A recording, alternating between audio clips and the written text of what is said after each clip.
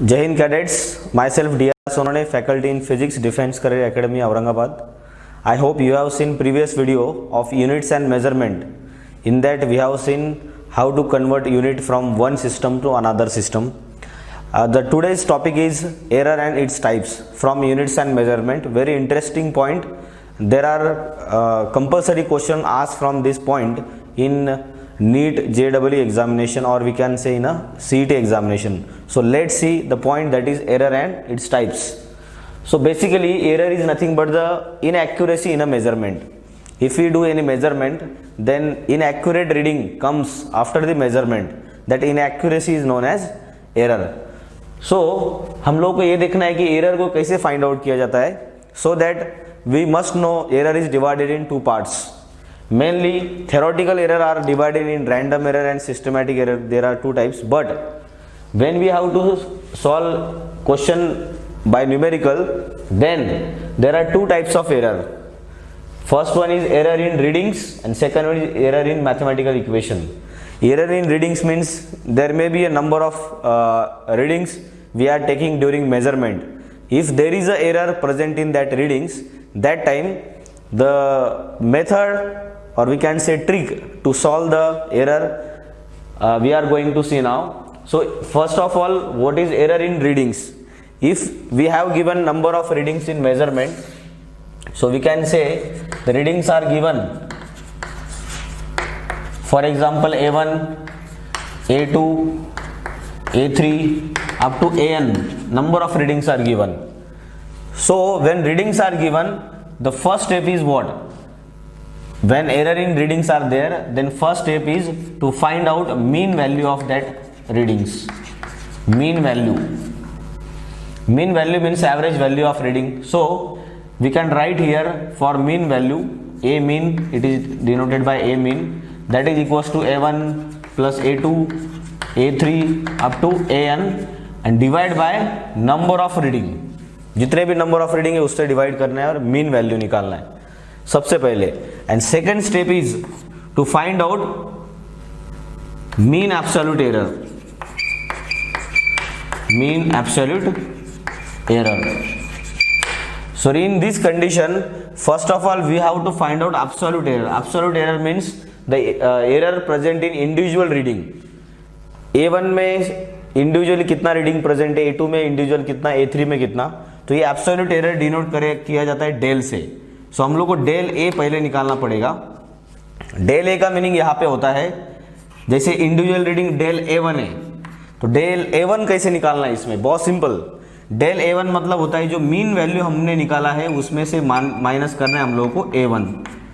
वैसे similarly del AN तक जाएंगे हम लोग और फाइंड आउट करेंगे उसका absolute value, del A2, del A3, del A4 respectively. अभी मीन एब्सोल्यूट एरर बोला है, मतलब हम लोग को इसका भी मीन निकालना है. तो इसका मीन मतलब डेल A बार हमको निकालने को बोला है. डेल A बार का मतलब यहाँ पे होता है टू फाइंड आउट. तो हम लोग लिख सकते हैं submission of i equal to 1 से i इक्वल टू n लिखता हूँ.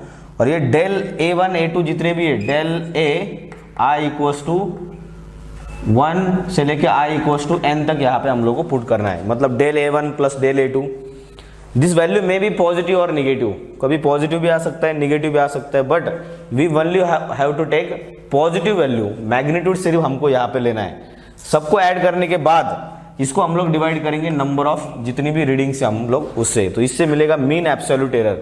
इसके बाद वाला जो कंसेप्ट है उसको हम लोग बोलते हैं रिलेटिव एरर.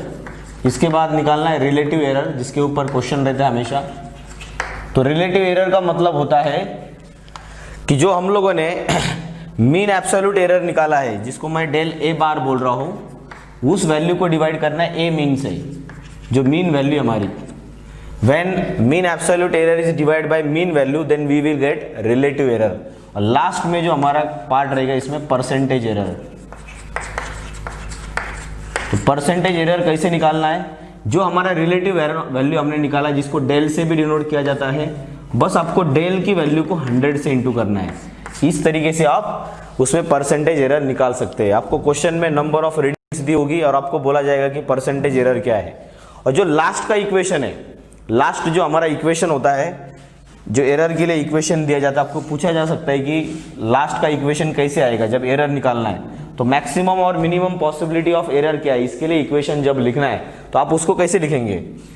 तो मैं यहाँ पे लिख सकता हूँ कि एरर की पॉसिबिलिटी जो भी रहेगी, मैक्सिमम पॉसिबल एरर, उसको आप लिख सकते हैं del A bar plus minus आपको वहां पे करना है ए मीन, ठीक है। तो इस तरीके से आप उसको लिख सकते हैं, जो भी आपका आंसर रहेगा और आपको दिया भी रहेगा। This is about error in readings. Second part जो हमारा है, यदि एरर हम लोग को कोई मैथमेटिकल इक्वेशन दिया है और उसमें एरर फाइंड आउट करना है तो उसको किस तरीके से करेंगे। तो ये पहले आप लोग रीडिंग्स के बारे में इसको आप नोट कर सकते हैं, वेरी सिंपल। सेकेंड पार्ट जो हमारा इसमें है, that is error occur in mathematical equation, तो उसको किस तरीके से हम लोग फाइंड आउट कर सकते हैं।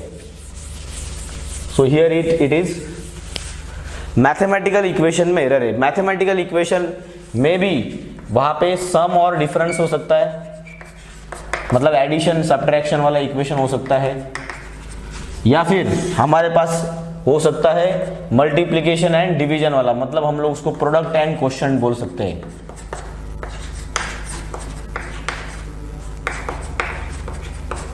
फॉर एग्जाम्पल मैंने कंसिडर किया, मेरे पास इक्वेशन है z equal to a plus b, इधर मतलब एडिशन है, या फिर z equal to a minus b, मतलब एडिशन या सब्ट्रैक्शन हमारे इक्वेशन में।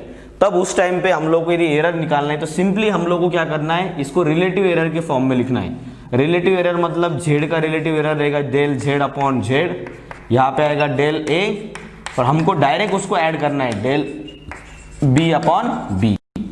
रिलेटिव एरर के फॉर्म में हम लोग इसको ऐसे लिख सकते हैं, या फिर इसको हम लोग ऐसे भी लिख सकते हैं कि डेल z यदि प्लस माइनस कम ज़्यादा एरर हो सकता है तो उसको मैं del a plus del b plus minus भी इस फॉर्म में भी लिख सकता हूँ। तो मैक्सिमम जो क्वेश्चन आते हैं इस फॉर्म में आते हैं, जिसमें हम लोग को एरर को डायरेक्ट ऐड करना है। ये वैल्यू आपको परसेंटेज में दी रहेगी, ये भी दी रहेगी, बस ऐड करना है और आपका आंसर निकल जाएगा। ये हुआ सम और डिफरेंस के बारे में। यदि हमारे पास क्वांटिटी प्रोडक्ट या क्वेश्चन के फॉर्म में, फर्स्ट ऑफ ऑल यदि मैंने कंसिडर किया कि z equals to a into B के फॉर्म में इक्वेशन है, तो इसमें पहले इसका एरर का इक्वेशन हमको बनाना पड़ेगा। That equation becomes del z upon z। इसमें भी आपको ऐड ही करना है एरर को, del a upon a plus del b upon b। या फिर आपके पास क्वेश्चन के फॉर्म में इक्वेशन हो सकता है z equals to a by b, इस फॉर्म में भी हो सकता है। तब भी आपको क्या करना है, del z upon z equals to del a upon a plus del b upon b, relative error के फॉर्म में उसको लिखना है। ये तो पार्ट हुआ कि यदि आपको प्रोडक्ट और डिवीजन या फिर हम लोग सम और डिफरेंस में यदि एरर है तो उसको इस इक्वेशन के फॉर्म में लिखो। ये वैल्यू आपको न्यूमेरिकल में डायरेक्टली दी होती है कॉम्पिटिटिव एग्जाम में। अभी बात आती है कि यदि कोई क्वांटिटी में पावर है तो उसको कैसे सॉल्व करना है। तो फॉर एग्जांपल इस पार्ट में मैं आपको इसकी जगह पे बताता हूं कि पावर यदि रहेगा इक्वेशन में, पावर यदि प्रेजेंट है, जैसे for example z equals to मैं लिखता हूं a to the power x b to the power y, ऐसे जगह पे आपको करना क्या है, आपको relative error del z upon z ऐसे लिखना है, x को आगे लिखना है, x ये del a upon a plus फिर से वही होगा, y आगे लेना है डेल b अपॉन b। तो इस तरीके से आप उसको लिख सकते हैं। कोई भी इक्वेशन नेक्स्ट लेक्चर में, नेक्स्ट वीडियो में हम लोग इसके क्वेश्चंस देखेंगे जो ऑलरेडी नीट एग्जाम में, JEE एग्जाम में आ चुके हैं, so that you will be completely understand the point. So this is enough for now. Thank you. Have a nice day.